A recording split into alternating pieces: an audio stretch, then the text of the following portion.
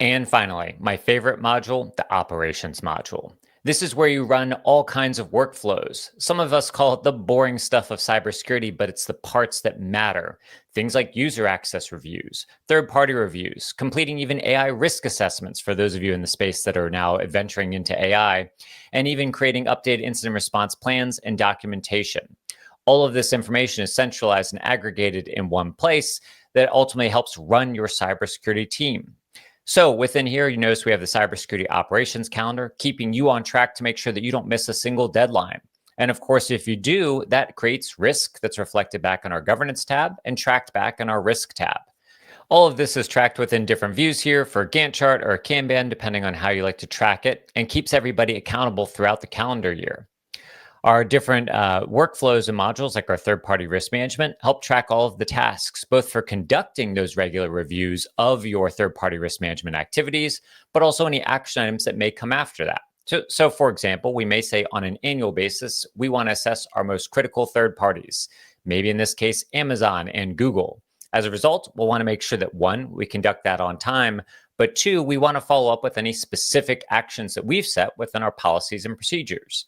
So for example, one of our action items might be to review the SOC 2. So it's a twofold, both conducting the actual review and making sure that we go review that SOC 2 and get a copy of it.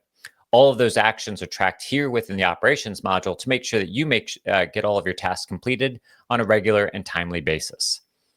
Also down within here, we track things like AI risk assessments, user access reviews, and even tracking all of our different exercises and documentation updates that occur around business continuity, disaster recovery, and incident response plans.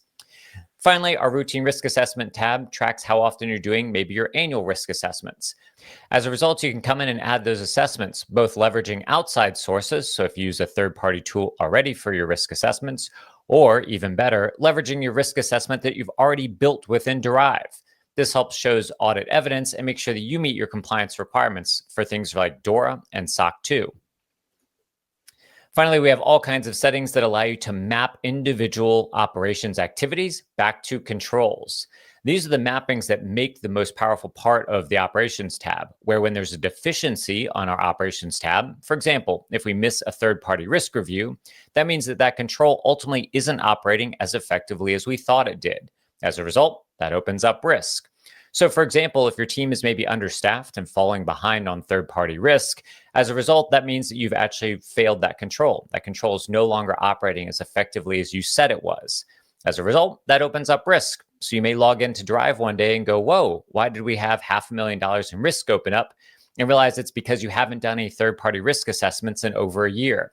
That's a huge problem. And as a result, you can actually quantify the impact of being understaffed. Before, you may have said we have a backlog of 10 different third-party risk assessments, but that may be not be enough for leadership to invest in headcount for you. By having quantified dollars, you can come back with real data and say, this is the impact of us being understaffed. And as a result, we need some help, whether outsourced third party or headcount.